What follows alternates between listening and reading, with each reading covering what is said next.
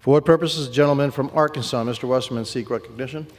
Mr. Speaker, pursuant to House Resolution 5, I call up H.R. 26 and ask for its immediate consideration in the House. The clerk will report the title of the bill. H.R. 26, a bill to prohibit a moratorium on the use of hydraulic fracturing. Pursuant to House Resolution Number 5, the bill is considered read.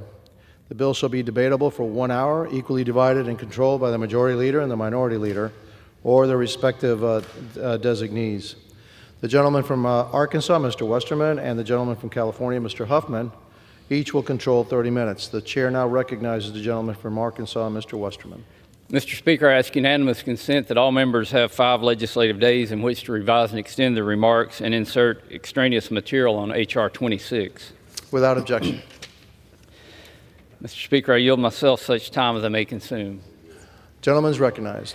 I rise today in support of H.R. 26, the Protecting American Energy Production Act. H.R. 26, introduced by Congressman Pfluger, would prevent any president from issuing a moratorium on hydraulic fracturing while also establishing a sense of Congress that states should regulate the practice on state and private land. Hydraulic fracturing has been around for nearly 100 years. With other advancements in the industry, such as horizontal drilling, hydraulic fracturing has become a staple of the oil and gas industry. The practice has propelled the United States to energy superpower status. In fact, fracking in the United States provides 64% of American crude oil and 78% of the country's natural gas.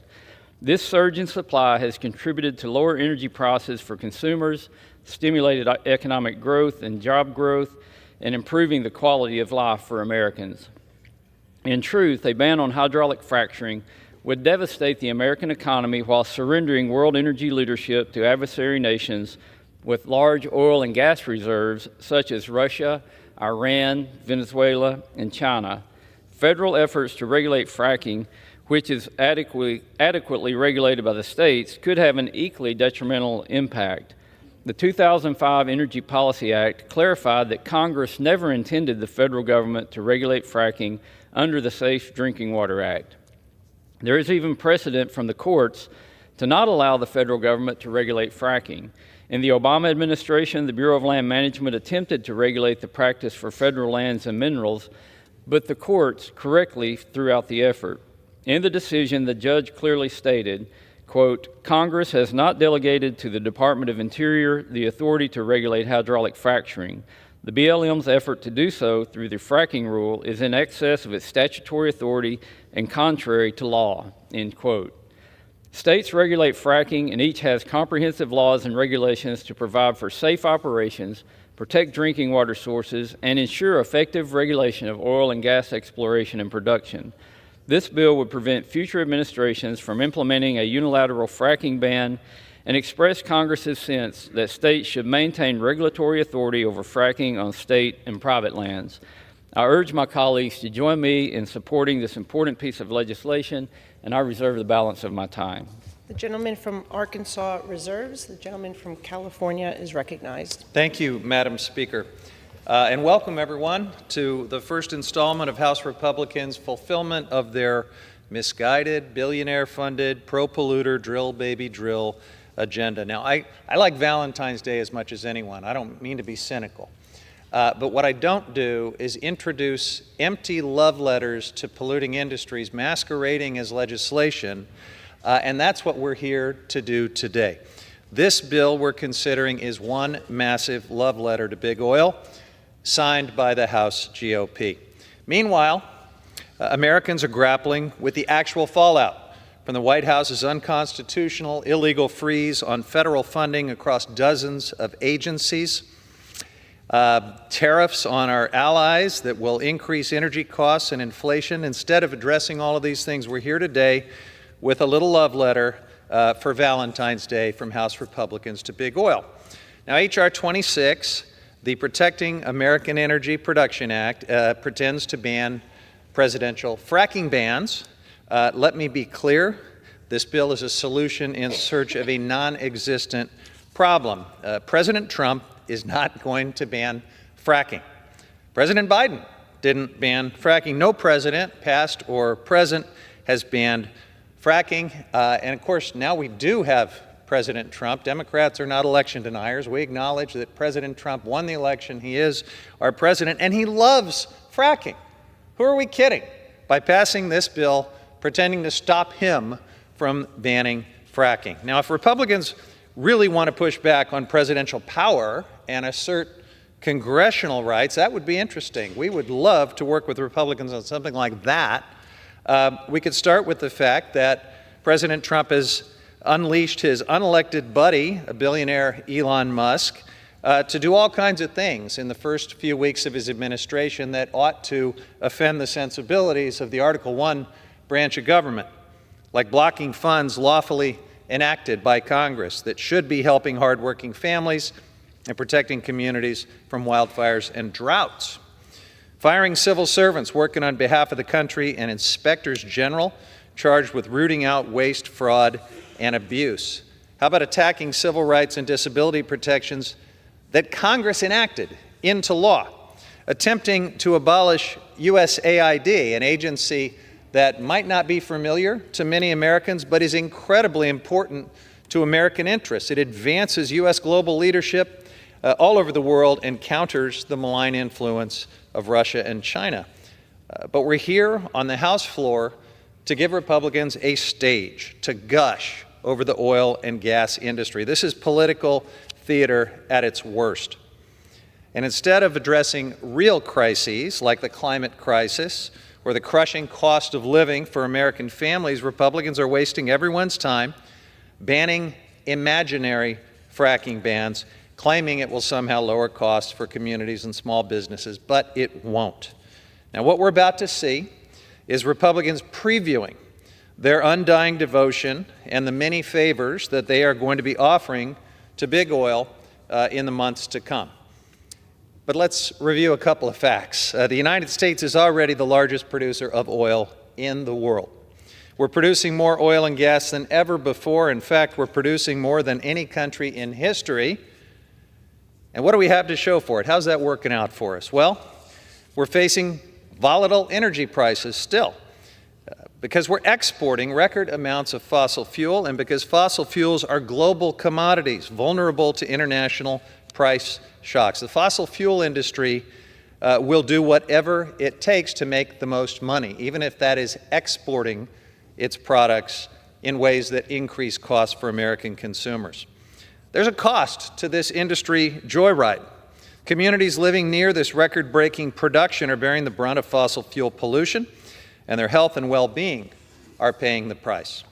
The United States should be leading the way to a new, cleaner future, but instead we're drilling deeper into this catastrophe. And it's not as if big oil is hurting right now. The oil and gas industry enjoys $15 billion in subsidies from American taxpayers each year.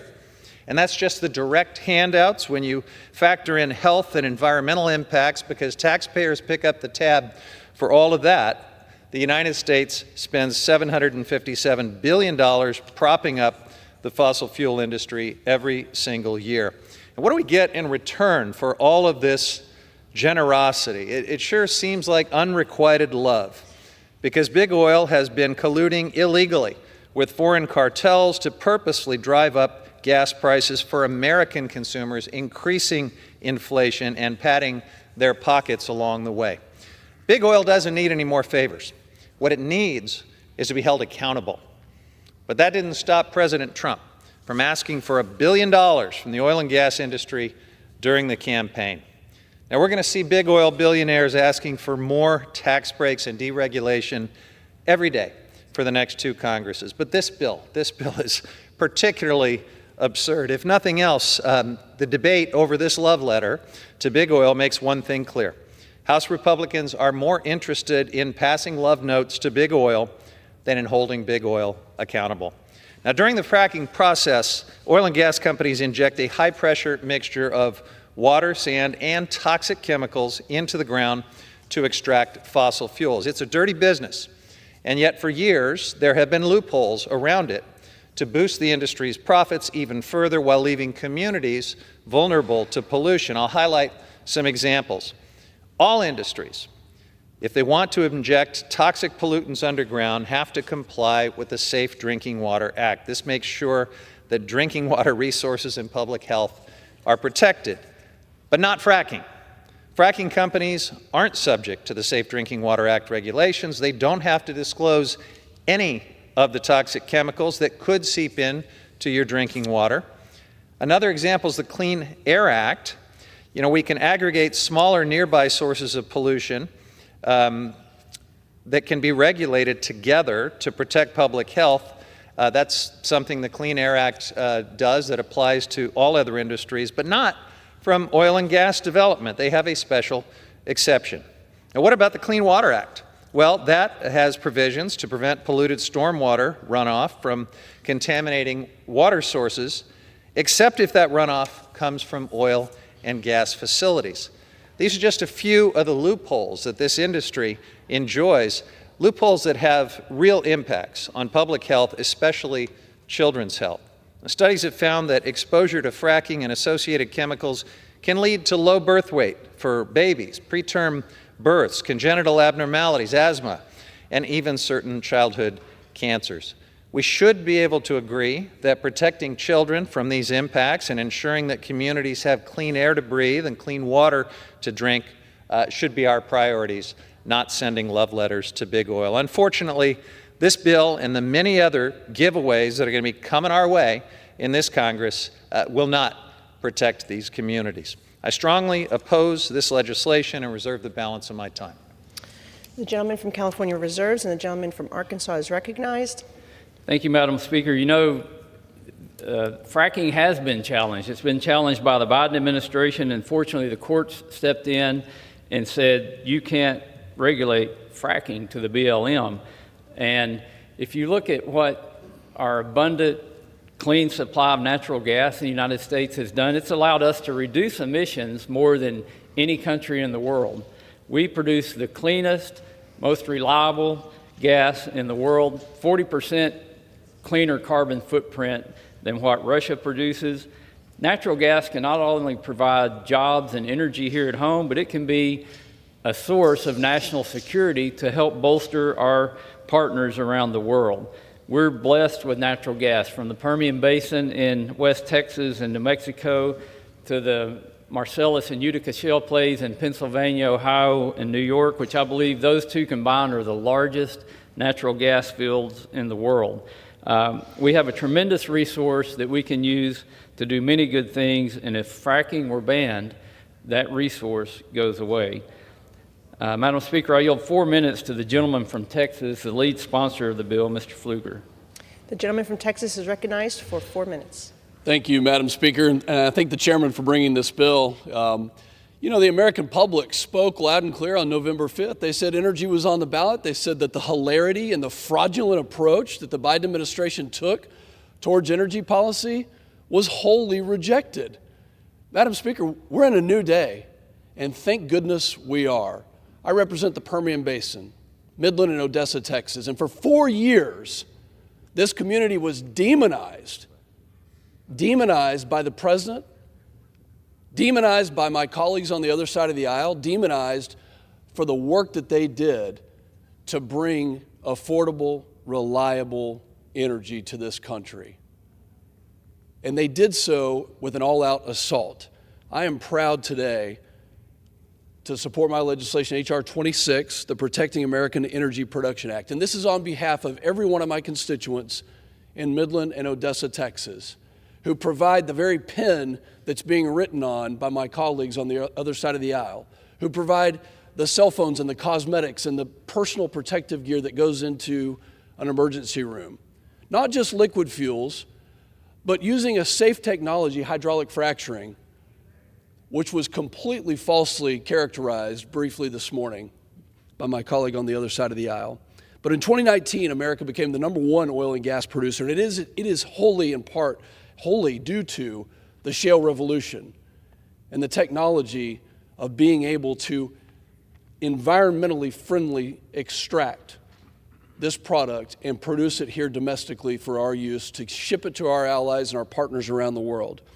But after 4 years of the previous administration's outright assault on American energy, it is critical now that we codify and that we work tirelessly to restore some integrity and some character to this American energy dominance and pass meaningful legislation that will unleash American energy, create jobs for hardworking Americans.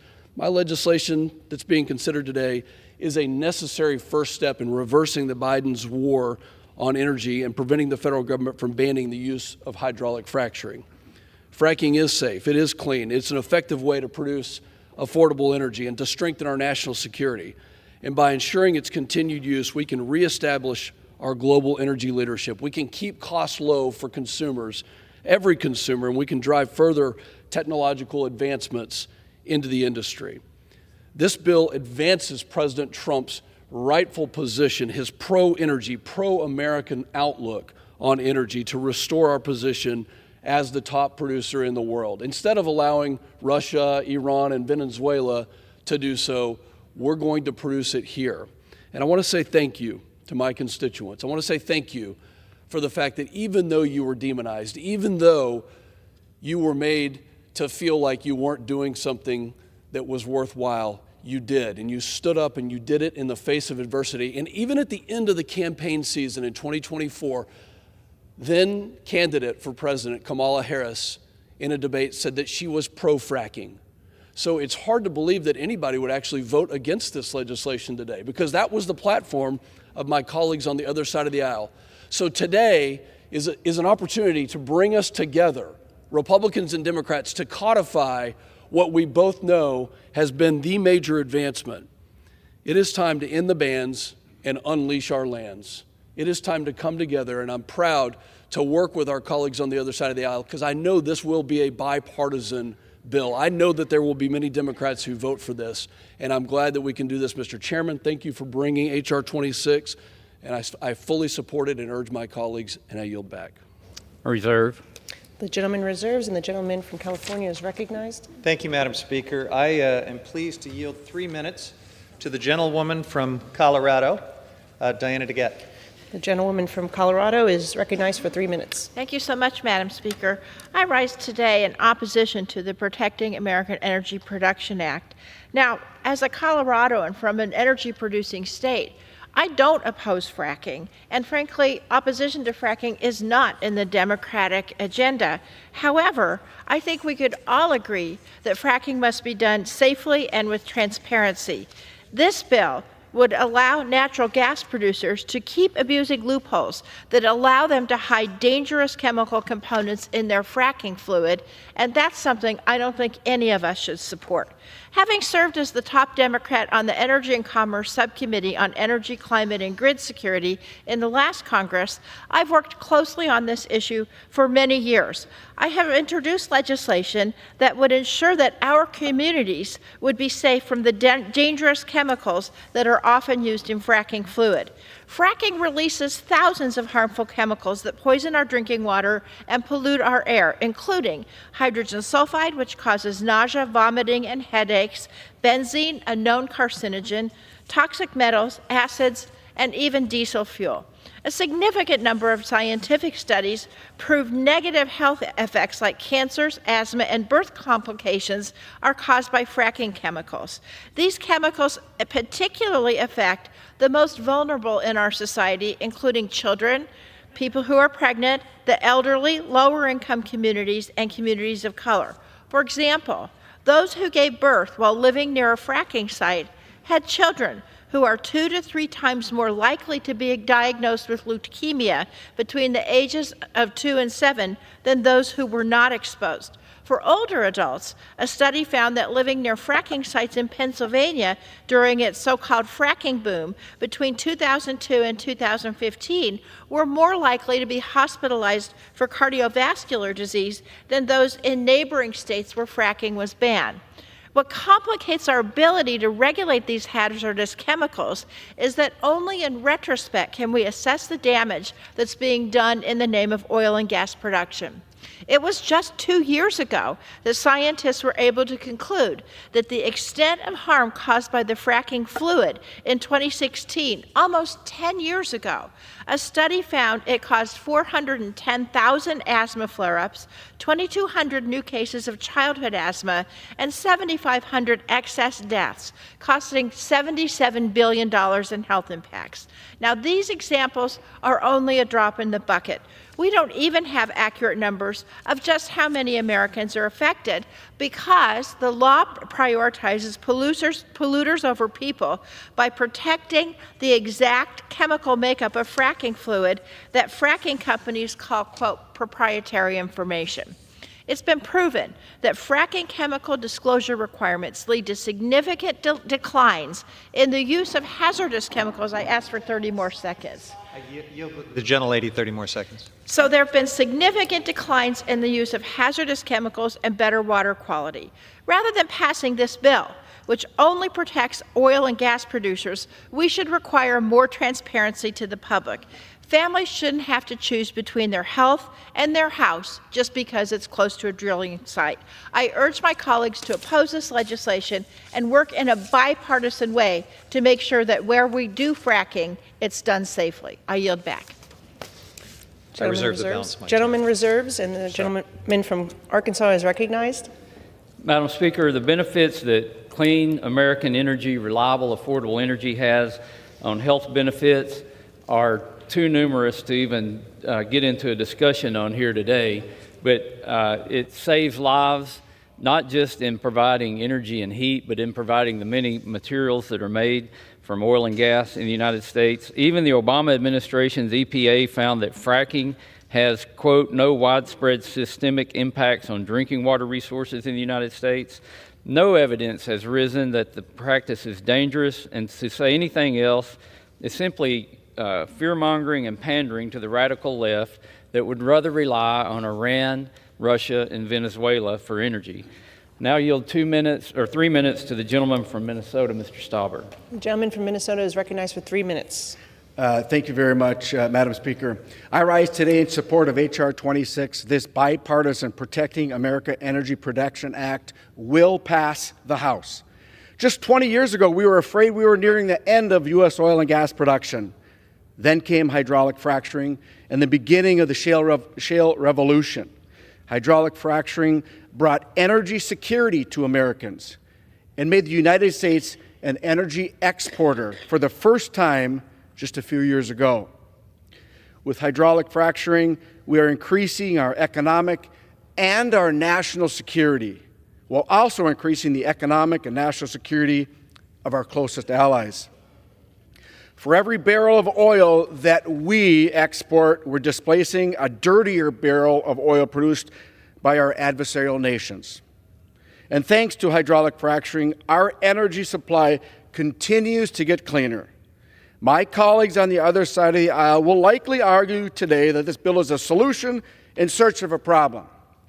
They'll ask, why are we doing this if the Trump administration doesn't plan on banning fracking? Frankly, Madam Speaker, this bill isn't about this administration. It's an insurance policy to protect against the future anti-oil and anti-gas and anti-American energy administrations. We are coming off the tail end of the most anti-oil and gas and anti-traditional energy administration in this nation's history. And I'm afraid that this was just a preview of what could happen down the line. And that is why we are acting today. We're voting to protect Americans' access to reliable, affordable, and clean American energy, no matter which president is in the White House. We need to unlock our energy awesomeness. We need to continue our progress on energy. You know, Madam Speaker, just a few minutes ago, my colleague across the aisle talked about clean and affordable, reliable energy. I want to remind my colleagues, I live in northern Minnesota. Last week it was 40 below. and we just had to turn on the heat, natural gas. I didn't have to worry about my 6 children, the youngest being 3, to be frozen to death, to freeze our pipes. I didn't have to worry about my mother, who's 90 years old, and my father, who's 91, freezing in 40 below. Turn up the heat. Clean, affordable, reliable energy. My colleagues on the other side of the aisle, I have no idea why they wouldn't support this bipartisan legislation. American energy, American technology, and American workers. I support this legislation. I yield back. Gentleman reserves, and the gentleman from California is recognized. Thank you, Madam Speaker. So it's interesting. I hear my colleague from Minnesota saying he's interested in constraining presidential power, just not this president, and apparently only when it applies to presidents who might go against the interests of big oil. So I guess at least there's some semblance of interest in defending Article 1, but a pretty twisted remnant of what should be Congress's Article 1 authority. You know, if we really want to work on constraining presidential power, there's a lot we could do together, because right now, this administration is illegally blocking funds enacted by Congress to help hardworking Americans, funding meant for wildfire management and water infrastructure projects at a time when communities in California are still reeling from disaster. But instead, we're debating this. This administration has fired inspectors general from at least 18 federal agencies without warning, without explanation, in clear violation of the law, which requires 30 days notice to Congress and a substantive explanation. There was a time when members of both parties would be furious over a flouting of the law like that, but today it doesn't seem to matter to our colleagues across the aisle. These independent watchdogs exist for one purpose: to prevent waste, fraud, and abuse, and to hold presidential power in check, working closely with Congress, but apparently that doesn't matter anymore. We know the administration is actively trying to abolish USAID, a nonpartisan agency established by Congress, which supports nutrition and other basic humanitarian assistance all over the world for people who need it. We know that NOAA could be next on the chopping block, a science-based agency that people all over this country depend on every day to get weather alerts and save lives. But we're on the floor debating this love letter to big oil instead of standing up for Congress's Article 1 authority and holding presidential power in check. With that, I would like to yield 3 minutes to the gentlelady from Phoenix, Arizona, Congresswoman Ansari. The gentlewoman from Arizona is recognized for 3 minutes. Thank you. Today I rise in strong opposition to H.R. 26. My constituents sent me to Congress to fight for them for clean water, clean air, job security, and lower prices. This legislation accomplishes absolutely none of those things. H.R. 26 says that the president cannot issue a ban on fracking unless authorized by Congress. It's obviously a little bit ridiculous. President Trump is not going to ban fracking. In fact, no president has ever banned fracking. What this bill is just an opportunity for some House Republicans to signal their support for their big oil allies and their billionaire friends. The United States is already producing more oil than ever, more than any country in history. Republicans' dirty drilling agenda will not make America any more energy dominant, and it won't drive prices down. If we could drill our way out of the affordability crisis, we would have already done so. The answer is not more oil. When we drill more and more, the only ones who benefit are those at the top: the CEOs, the multinational corporations, and the already rich billionaires who are profiting off of the American people. In fact, several Federal Trade Commission complaints and class action lawsuits from last year say that big oil CEOs have been illegally colluding with each other and with some of our adversaries to keep prices high and profits up. Big oil is already getting at least $15 billion in subsidies from the federal government. What more could they possibly want? This dirty drilling agenda has never been about lowering costs. Less than 3 weeks in, this administration's true colors are already shining. After promising lower prices for everyday Americans, the president is threatening a trade war with our closest allies, which will drive up the cost of everything from energy to cars to produce to technology. The administration is threatening mass deportations of people who are part of the workforce and contributing to our economy. And the Republican-led Congress is plotting how to cut spending on health care and clean energy in order to pay for tax cuts for billionaires. I strongly urge my colleagues to vote no on H.R. 26, and I yield back. Reserve the balance of my time. Gentleman reserves, and the gentleman from Arkansas is recognized. Madam Speaker, I yield 2 minutes to the gentleman from Ohio, Mr. Latta. The gentleman from Ohio is recognized for 2 minutes. Thank you, Madam Speaker. I rise in support of H.R. 26, the Protecting American Energy Production Act, to prevent a ban on the use of hydraulic fracturing. The shale revolution has unleashed American innovation, specifically hydraulic fracturing, and led to the U.S. becoming an energy superpower, stabilizing global markets and lowering prices for consumers, farmers, and manufacturers. In 2019, economists estimated this productivity reduced the domestic price of natural gas by 63% and led to a 45% decrease in the wholesale price of electricity. This resulted in an estimated savings of $203 billion annually for American consumers. Unfortunately, some states have implemented misguided policies to ban or limit the use of fracking. It is imperative we protect this technology from future weaponization, especially as global energy demand is projected to skyrocket. Additionally, natural gas will be essential to ensuring our ability to meet the massive energy demand from the data centers coming online and lead the world in AI development. More American energy means a safer, cleaner, and more advanced world. In the last Congress, I asked every witness that came before us in Energy and Commerce's Energy Sub if we needed more energy or less, and every one of them said we have to have more energy.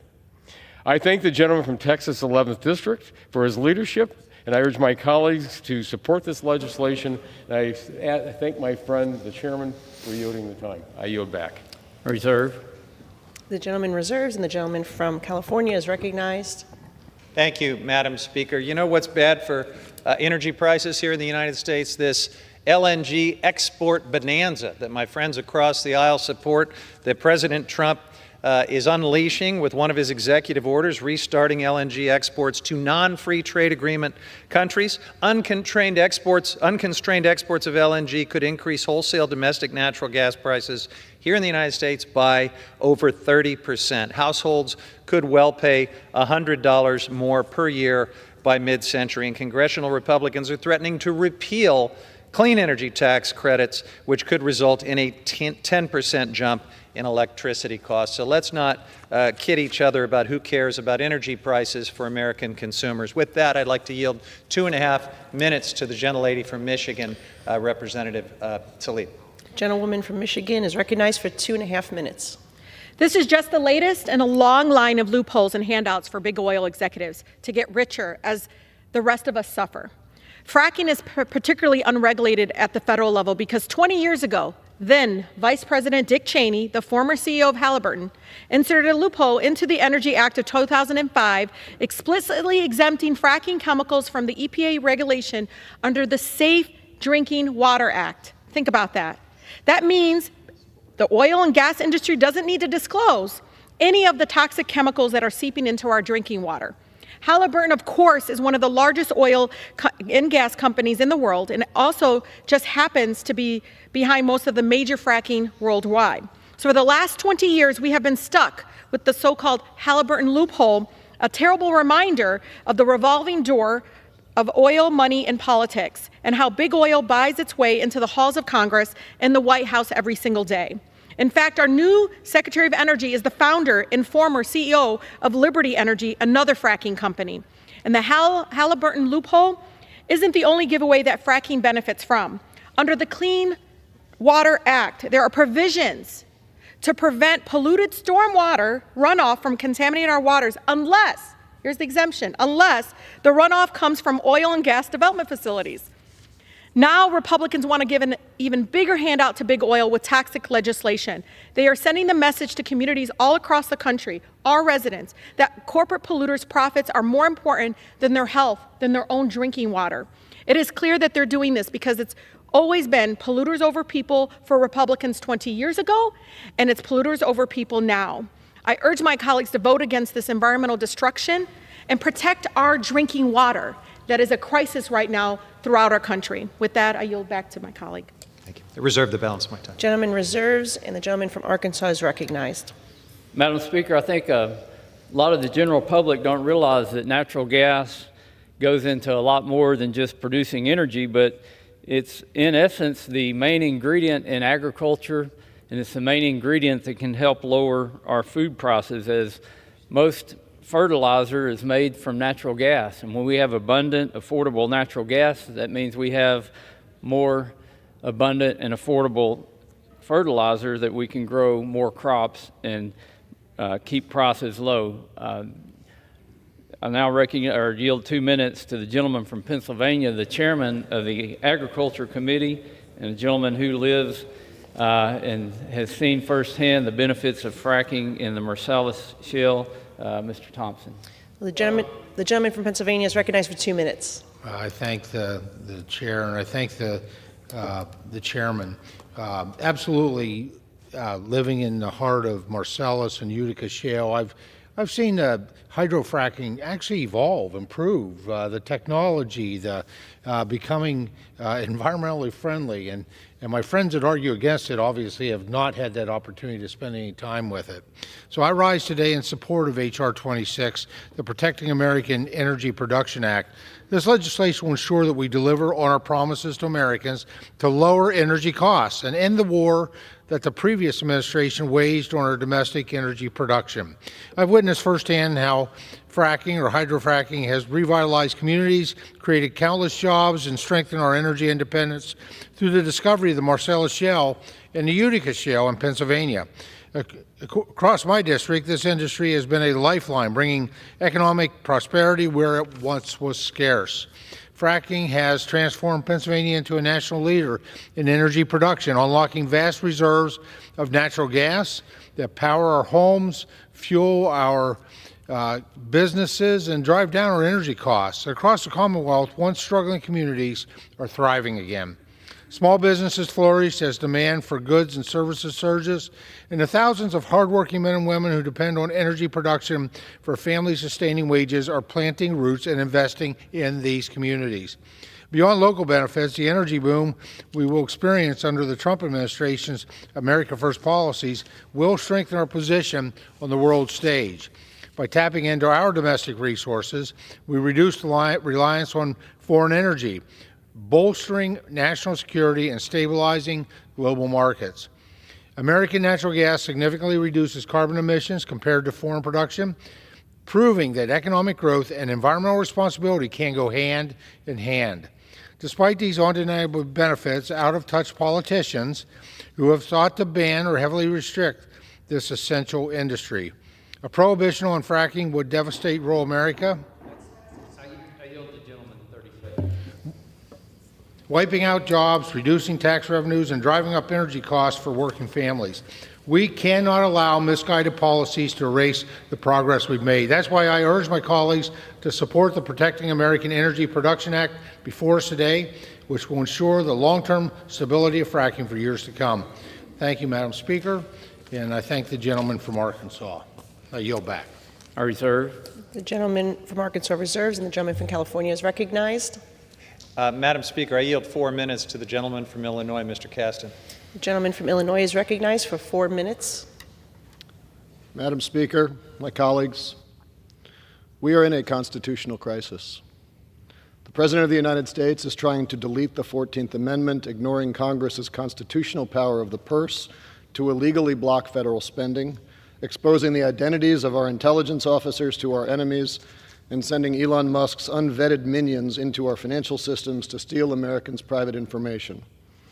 Now, in the normal course, these violations would be prosecuted by the Department of Justice. But their leadership has put personal politics over the rule of law. In the normal course, Congress would act as a check and balance but Republican leadership in both chambers is most charitably described as missing in action. And we are only 19 days in. The White House is now dismantling USAID, pulling back on our soft power at the precise moment when China and Russia are trying to increase their influence over global affairs. Is this because of social media conspiracies, foreign influence operations, or just because Elon Musk is still angry that USAID helped to topple apartheid in South Africa? There are no good answers to that question. They're targeting the National Oceanic and Atmospheric Administration, stripping our ability to make weather forecasts in the wake of rising seas, surging hurricanes, and ever more devastating wildfires.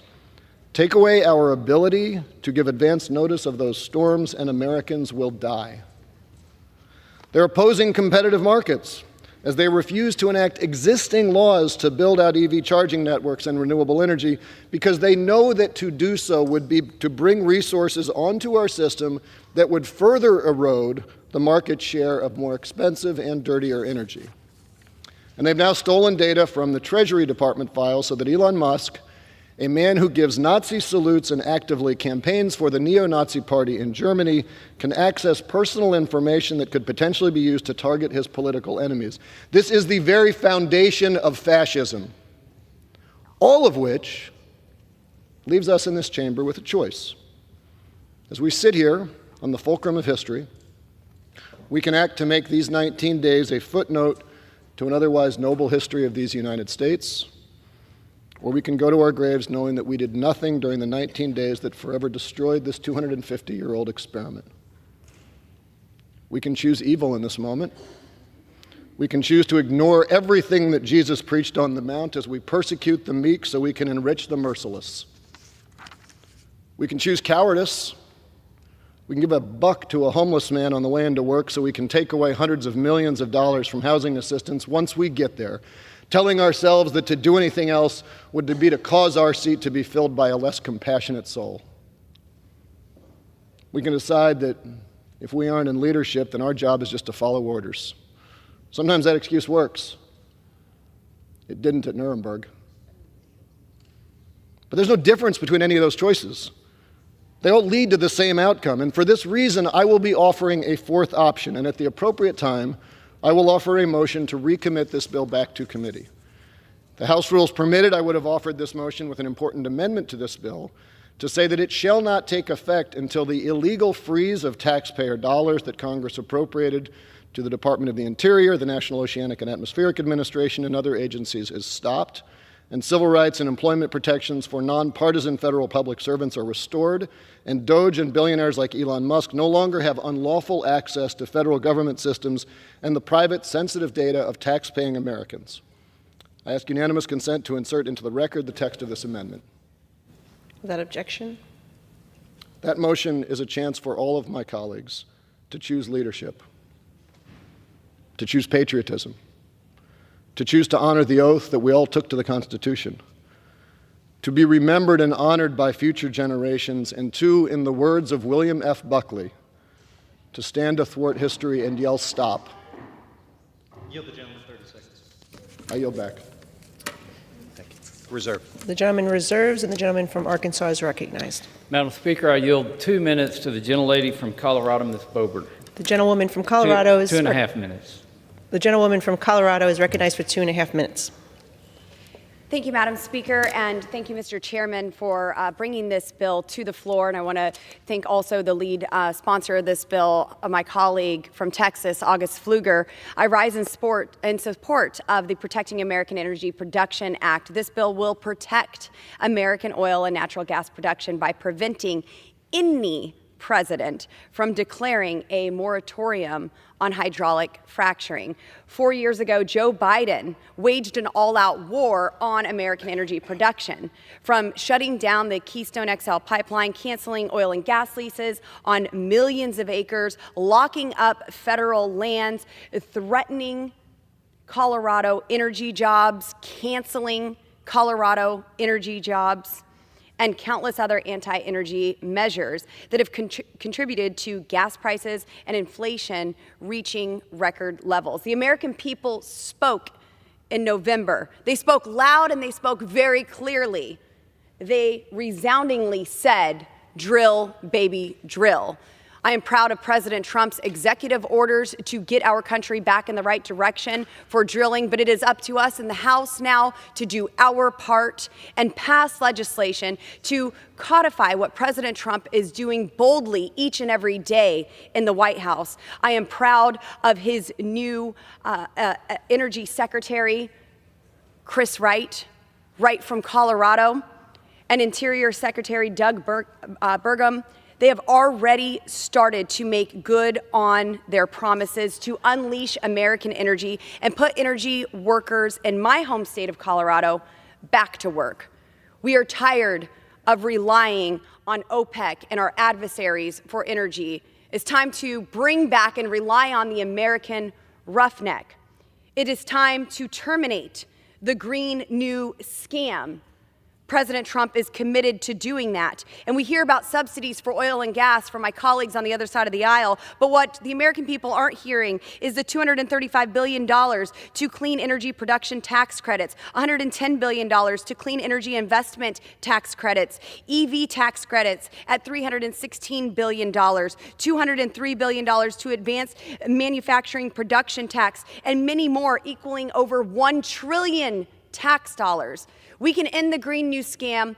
We can bring back oil and gas. My colleague and freshman from Colorado, Congressman Jeff Hurd, has the local act to bring the BLM headquarters back to Colorado so we have boots on the ground and we can drill, baby, drill. I yield. I reserve. Gentleman reserves, and the gentleman from California is recognized. Thank you, Madam Speaker. I yield 1 minute to the gentleman from Tennessee, Mr. Cohen. Gentleman from Tennessee is recognized for 1 minute. Thank you. I just found it unbelievable that we have a proposed bill up today to require the president to have congressional approval to stop fracking when we don't ask the president to impound funds that have been appropriated through Article 1 by Congress how they're supposed to be appropriated. How we don't ask the president to not fire the IGs when legislation requires him to give 30 days to Congress before he does so and to give good reason for it, when the IGs are there to find fraud, abuse, and waste of government monies. That's more important, and it adds up to more and more and more dollars that the IGs find, and there are other areas where our authority has been stepped on and violated. So this is just insane that we do this today. And I saw where one of Mr. Musk's followers resigned because he made statements that he was racist before racism was cool, and he would never marry anybody that didn't look like him and of his own gender, race, his own race. Has expired. Sounds like somebody who was inspired by pre-apartheid South Africa. It's expired. Gentleman reserves, gentleman from Arkansas is recognized. Madam Speaker, I yield 2 minutes to the gentleman from Georgia, Mr. Carter. The gentleman from Georgia is recognized for 2 minutes. I thank the gentleman for yielding. Madam Speaker, I rise today in strong support of the Protecting American Energy Production Act. Unleashing American energy dominance is one of the most important tasks facing Congress right now. 4 years of restricting the flow of American energy has forced the price of everything, especially fueling our cars and heating our homes, to skyrocket. Finally, with Republicans back in control of both chambers of Congress and the presidency, we can follow through on the American people's mandate to unleash American energy. Under the Biden administration, the attacks against energy dominance were crippling. Even in the final days in office, President Biden tried to ban American energy by stopping almost all new U.S. offshore drilling projects. Congressman Pfluger's bill is a common-sense piece of legislation that will allow individual states to maintain control of their own fracking policies and prevent executive overreach. America is a large country with diverse energy needs. A one-size-fits-all strategy might make life easier for Washington bureaucrats, but it does not work for the American people. This bill simply acknowledges that states, not the federal government, know what energy sources are best for them and allows fracking to be a tool in a state's tool chest. This will help lower costs for families who spent 4 years under the Biden-Harris administration having to choose between filling up their car and paying for groceries. I want to thank my colleagues and my friend, Representative Pfluger, for introducing this essential piece of legislation, and it has my full support.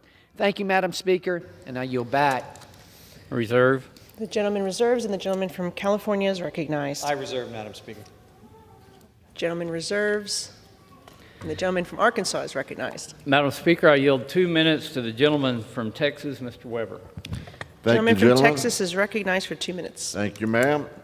Madam Speaker, my Gulf Coast District in Texas, better known as the energy capital of the world, depends on Representative Pfluger's district, the fracking district, to keep our energy industry running. You know, I guess you could say while most districts lack it, Pfluger's district fracks it, my district cracks it. This is part of the energy process. Hydraulic fracturing isn't just important, it is absolutely critical.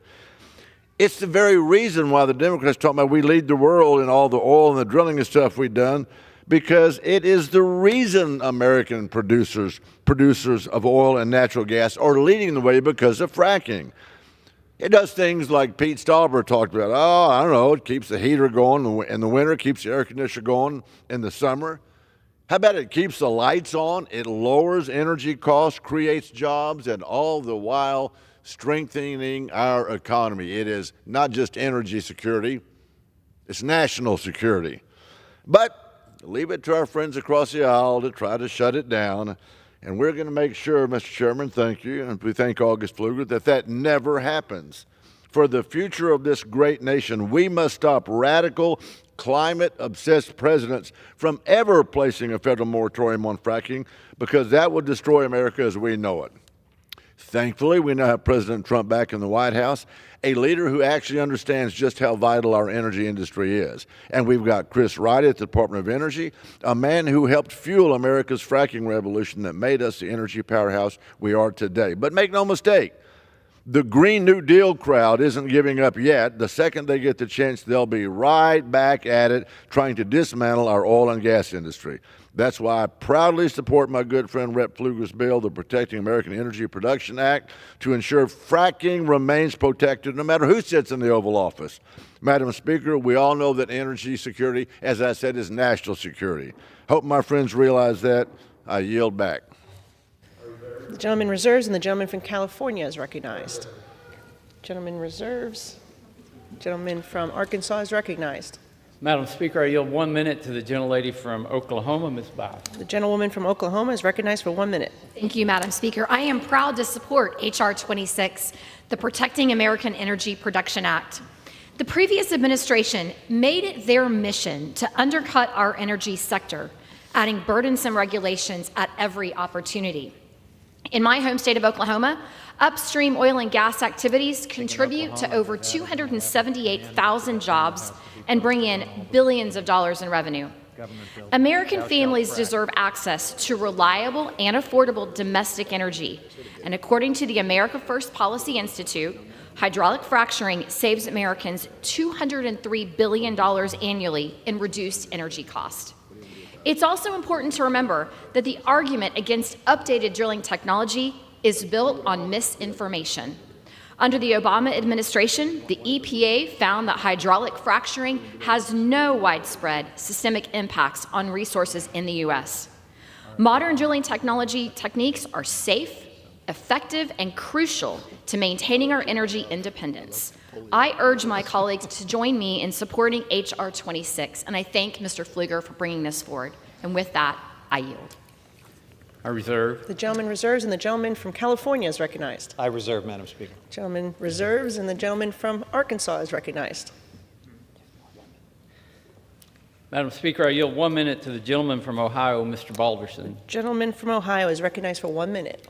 Thank you, Madam Speaker, and thank you, Chairman Westerman. I rise today in support of H.R. 26, the Protecting American Energy Production Act. This bill is critically important to supporting Ohio's energy producers and restoring American energy dominance long into the future. This bill supports the current framework that gives primary authority over regulating fracking to the states and prevents any future president from unilaterally banning fracking. The shale revolution has been a game changer for the Appalachia region and my congressional district. In fact, Utica shale leases have boosted Central and Southeastern Ohio's economy by nearly $1 billion. We all saw the rules the Biden administration pushed out over the last 4 years, including efforts to mandate EVs for American consumers, blocking new LNG exports, and shutting down our most reliable power plants. This bill makes crystal clear that no future administration can decide on a whim to ban fracking. Thank you, Madam Speaker. I yield back. Madam Speaker, I have no further requests for time. I'm prepared to close and reserve the balance of my time. Gentleman reserves, and the gentleman from California is recognized. Thank you, Madam Speaker. And I will just close by making one thing very clear. Even though fracking can undeniably present very real health threats and risks to the public, the reality is no president has ever tried to ban it. And President Trump is certainly not going to ban it. He absolutely loves fracking. So why are we here? Why are we having this totally performative debate? Well, this bill and this debate serves two purposes for my colleagues across the aisle. First, it's a chance to provide an assurance, a love letter to Big Oil, telling them that House Republicans will have their backs, an early Valentine's Day gift, if you will. And second, it is a distraction. House Republicans are distracting the American people by saying they're doing something. To put it in theological terms, my friends might appreciate, it's like Jesus is coming, look busy. But as we've laid out, this will do nothing for energy costs. The entire drill, baby, drill agenda will do nothing for inflation because the industry is already producing record amounts of oil and gas. They're doing more than that. They're purposefully and illegally price gouging Americans, colluding with cartels. They are not interested in lowering costs to the American people. This is also a distraction from the trade war that President Trump is starting to unleash, including against close allies of the United States, something that is going to painfully raise prices for everyday Americans. And it's a distraction from the president's threats and attacks on democracy. We are sliding down the slippery slope to dictatorship, folks, and we're here debating a love letter to Big Oil. Just under 3 weeks into this administration, it is clear, and it's no surprise, who the Republican leaders in Congress are for. It's for billionaires. They're for Big Oil, corporations, and polluters. I urge my colleagues to defend people over polluters and to vote no on this bill. I yield back. Gentleman from California yields back. The gentleman from Arkansas is recognized. Mr. Speaker, in closing, I would like to cite a 2019 study by the U.S. Chamber of Commerce's Global Energy Institute.